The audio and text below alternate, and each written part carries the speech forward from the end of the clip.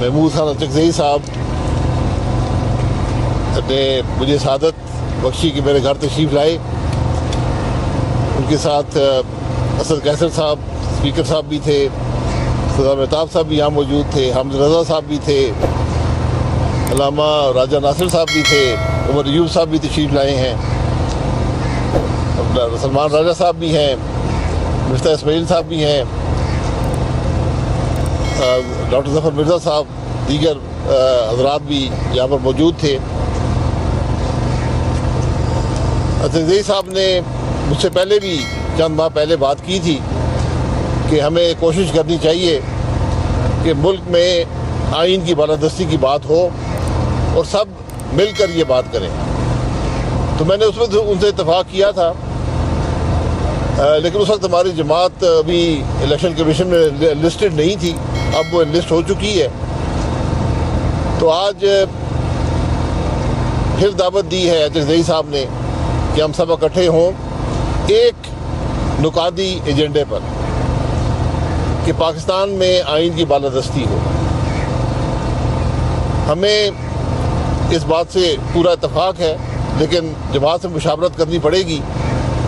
लेकिन आज हम ये समझते हैं कि अगर मुल्क में आइन की बालादस्ती नहीं होगी, मुल्क आइन के मुताबिक नहीं चलेगा, रूल ऑफ लॉ नहीं होगा, तो ना सियासी इंतशार ख़त्म हो सकता है, ना मईशत बेहतर हो सकती है, ना मुल्क तरक्की कर सकता है, ना अवाम को फलाह मिल सकती है। ये एक बुनियादी बात है जिससे कोई पाकिस्तानी। महमूद खान अचकज़ई साहब ने मुझे सआदत बख्शी कि मेरे घर तशरीफ़ लाए। उनके साथ असद कैसर साहब स्पीकर साहब भी थे, सरदार मेहताब साहब भी यहाँ मौजूद थे, हमद रज़ा साहब भी थे, अल्लामा राजा नासिर साहब भी थे, उमर अयूब साहब भी तशरीफ़ लाए हैं, सलमान राजा साहब भी हैं, मिफ्ता इस्माइल साहब भी हैं, डॉक्टर ज़फ़र मिर्ज़ा साहब, दीगर हज़रात भी यहाँ पर मौजूद थे।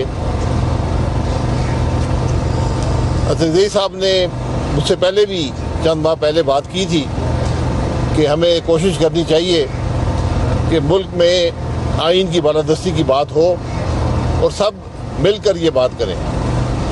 तो मैंने उस वक्त उनसे इत्तफाक किया था, लेकिन उस वक्त हमारी जमात अभी इलेक्शन कमीशन में लिस्टेड नहीं थी, अब वो लिस्ट हो चुकी है।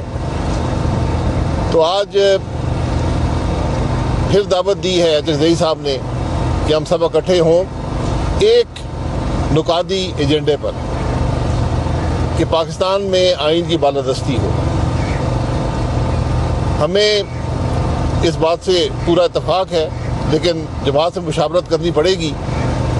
लेकिन आज हम ये समझते हैं कि अगर मुल्क में आइन की बालादस्ती नहीं होगी, मुल्क आइन के मुताबिक नहीं चलेगा, रूल ऑफ लॉ नहीं होगा, तो ना सियासी इंतशार ख़त्म हो सकता है, ना मईशत बेहतर हो सकती है, ना मुल्क तरक्की कर सकता है, ना अवाम को फलाह मिल सकती है।